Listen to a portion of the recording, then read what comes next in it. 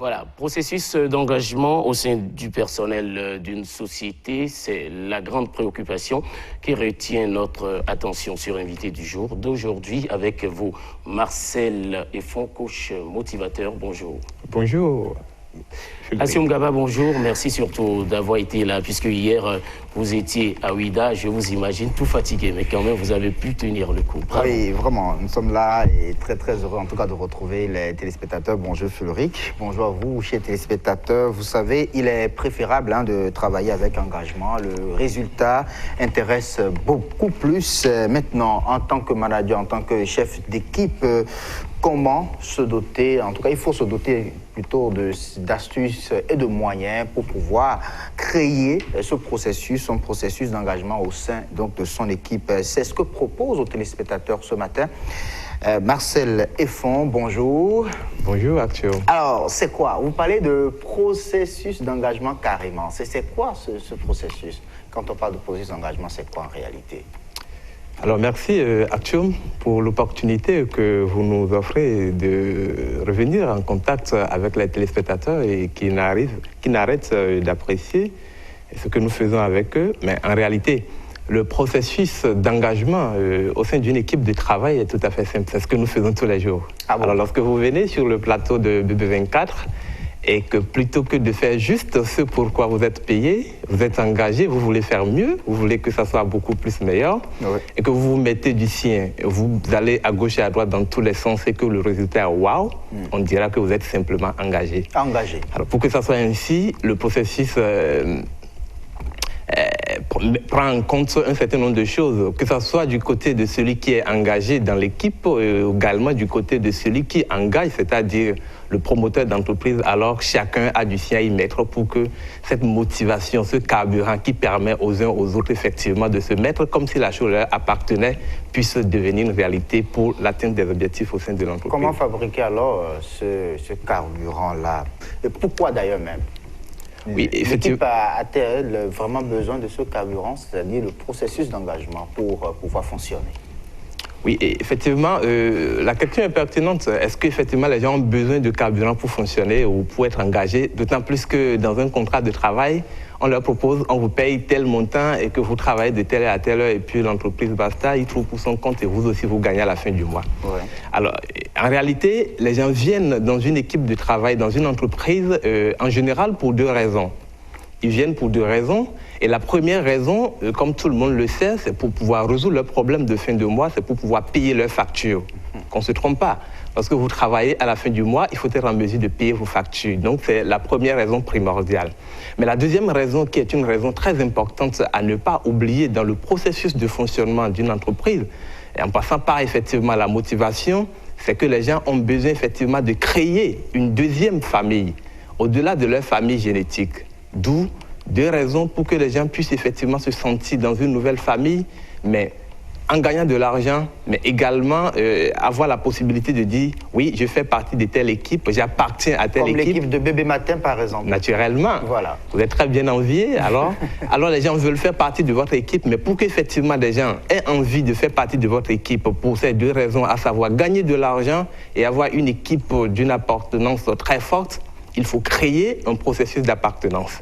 Vous imaginez, si vous venez ici et que vous venez juste faire, comme je l'ai dit au début, ce pourquoi vous êtes payé, et que les gens sont en train de piller, des gens crient, ils ne sont pas contents, mais qu'à la fin de la journée, vous faites votre checklist et tout est bon en fonction de ce sur quoi vous êtes entendu, alors on dira simplement que vous avez accompli votre mission selon les clauses du contrat. Mais pour un vrai engagement, les deux conditions doivent être remplies. Première condition, il faut que vous travaillez pour gagner votre vie, pour gagner de l'argent. Deux, il faut que vous puissiez faire recours à un système qui constitue pour vous... Mais donc on dit qu'il ne faut pas mettre l'argent devant. Oui, qu'on le veuille ou non, en voulant travailler, la première raison, c'est pour pouvoir payer ses factures. Et sinon, écoutez, lorsque vous finissez de résoudre tous vos problèmes, pourquoi certains sont obligés encore de continuer à travailler? Au-delà, effectivement, de la question, de gagner de l'argent, il y a la passion qui vient après. Vous aimez ce que vous faites, vous le faites pour la passion. Mais a priori... Les plus riches continuent toujours de gérer leurs entreprises, de trouver des astuces pour mieux motiver le personnel. Pourtant, ils ont l'argent. Les plus riches travaillent dans leur entreprise par passion, parce qu'ils ne peuvent pas s'empêcher de le faire. Vous imaginez quelqu'un comme nous qui dit il faut que des gens arrêtent de pécher par ignorance. Alors, jusqu'à ma mort, des gens n'arrêteront pas de pécher par ignorance. Ils continueront d'avoir besoin des informations qui leur permettent de poser des actes pour avoir des meilleurs résultats. Comme celui qui dit, lorsque vous avez l'information, vous avez le pouvoir. Donc, tant que le monde continuera de faire son cours, les gens continueront d'avoir besoin de mes services. Donc, quand bien même j'aurais amassé de l'argent et que j'aurais atteint l'indépendance financière, dites-vous, à 60 ans, je continuerai de travailler par passion. Parce que la raison pour laquelle mon entreprise vit et que je suis, alors la raison continue d'être. Voilà. Donc, raison pour laquelle je continue de travailler par passion, mais pas par obligation, parce que j'ai déjà acquis l'indépendance financière en travaillant pour mon entreprise. Merci donc à vous, Marcel Effon, pour cette clarification. Mais quelle doit être la norme ? Est-ce qu'on doit travailler juste pour pouvoir arrondir le mois ou on doit travailler juste parce qu'on en a la passion? Voilà, bonne question. On en a la passion, mais tout part d'abord de la passion. Je veux travailler à BB24 parce que lorsque je suis devant mon poste téléviseur et que je vois les journalistes et que les invités de BB24 parlent, alors je suis ému. J'ai envie de faire partie de cette équipe. J'ai envie qu'on me dise, mais waouh, ils travaillent à BB24. Alors la passion. Mais pour certains, quand vous sortez fraîchement de l'université et que vous avez beaucoup de rêves, alors la première chose qui vous saute à l'œil, c'est où est-ce que vous travaillez qui vous permet de payer les grosses factures, de commencer à vous réaliser. Je vais vous donner un exemple. Allez-y. Les gens travaillent par exemple pour la dignité. Mais quand ils viennent dans une entreprise et ils comprennent en réalité que les problèmes de dignité sont du second rang, on leur paye très bien, mais ils n'arrivent pas à rester. Les gens travaillent par exemple pour un service bien fait. Ils disent la manière dont on est en train de servir des gens dans des restaurants, ça ne me plaît pas. Moi, pour cette raison, je veux devenir restaurateur. Quand vous recrutez celui-là, un bon salaire très bien payé, mais quand les gens ne sont pas très bien servis, celui-là n'est pas satisfait parce que sa raison d'être n'est pas en train d'être accomplie.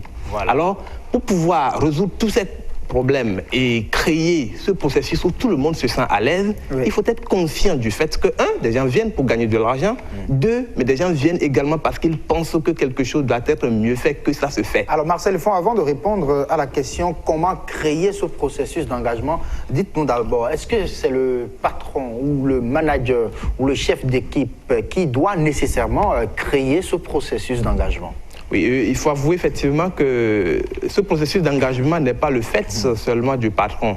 Parce que, vous comprenez, lorsque c'est le fait seulement du patron, il y a des aspects qu'on ne prendra pas, desquels on ne tiendra pas compte. Je donnais l'exemple de celui qui vient parce qu'il tient la dignité, il tient autre service bien fait. Mais quand il fait partie de votre équipe et que vous voulez mettre en place ce processus d'engagement, quand je dis processus, c'est vraiment un processus, c'est qu'après quelques années, on doit comprendre que cette entreprise est spécialisée dans un service bien fait parlant de la restauration. Voilà. Alors, quand cette personne est intéressée ou est motivée par la dignité et que vous ne l'avez pas impliqué dans la création de ce processus, vous comprenez, vous avez un élément au sein de votre équipe qui est presque un rebelle. Parce que vous faites de très bonnes choses à votre avis, mais en réalité, tous les membres de l'équipe ne partagent pas le point de vue que vous trouvez tellement très bien. Donc, raison pour laquelle les gens sont obligés d'être impliqués du patron jusqu'au planton dans la création de ce processus d'engagement. Et c'est d'ailleurs la raison pour laquelle nous abordons cette question, parce que les gens pensent qu'il suffit d'avoir déjà une idée d'entreprise, d'avoir des moyens pour pouvoir gérer une entreprise et de recruter des gens, leur payer de l'argent et qu'ils te font ce que tu veux. Mais quand c'est ainsi, lorsque des gens le font à la fin du mois, vous leur payez le salaire, mais à la fin, vous tapez le boulot vous-même. Parce qu'ils disent, bon, nous, on va faire juste ce pourquoi ils nous payent, mais en réalité, c'est lui-même qui sait où il va. Oui, comment amener les gens à ne pas se dire, moi, je vais juste faire ce pourquoi ils me payent? Oui, pour amener les gens à ne pas se dire, je vais juste faire ce pourquoi on me paie, il faut simplement créer ce processus, mais qui constitue un carburant pour les autres. En faisant simplement, au départ, par exemple, un plan de comment est-ce que nous écrivons ou nous rédigeons la mission de notre entreprise. Très bien. Au départ, vous avez eu l'idée de résoudre un problème, mais après, c'est devenu une question de beaucoup de personnes. Alors, mettez-les ensemble autour d'une table, dites-les, maintenant, nous allons écrire ensemble notre mission.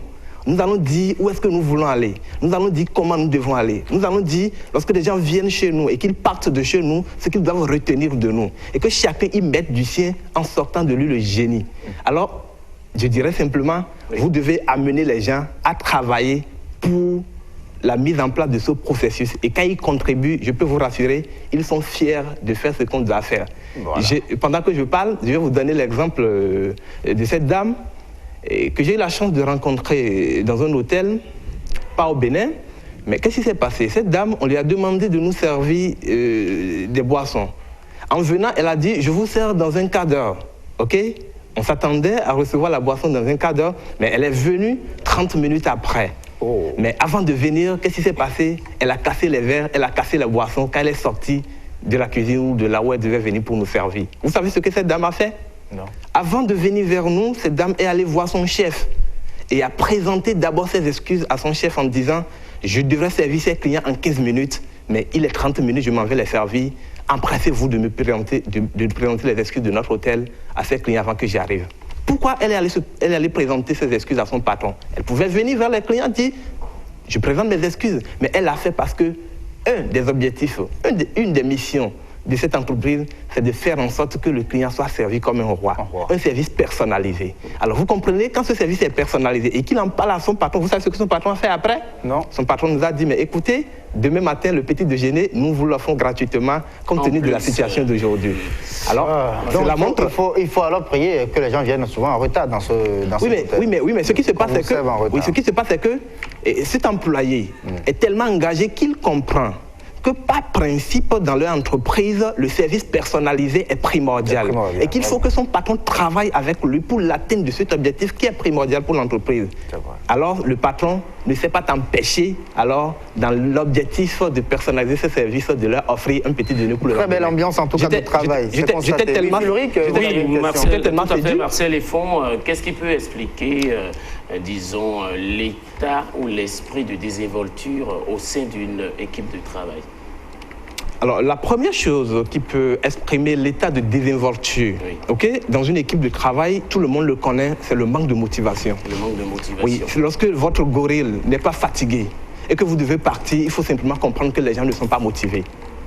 Lorsque les gens sont motivés, vous les voyez mourir à la tâche. Oui. Lorsque les gens sont motivés, vous vous posez la question, mais quel est le carburant? Un jour, quelqu'un m'a dit, mais Marcel, pourquoi malgré les difficultés que vous avez dans la création de la valeur ajoutée aux côtés des entreprises, vous n'arrêtez pas? Je dis, je n'arrête pas simplement parce que l'élément motivateur est au-delà de ce que vous voyez. C'est loin de moi, ça me dépasse. Alors, c'est quoi alors vous? Votre engagement, c'est quoi? Votre objectif, c'est quoi? Mon objectif ou ma vision, ma mission, c'est de faire en sorte que plus jamais les gens ne échouent par manque d'information.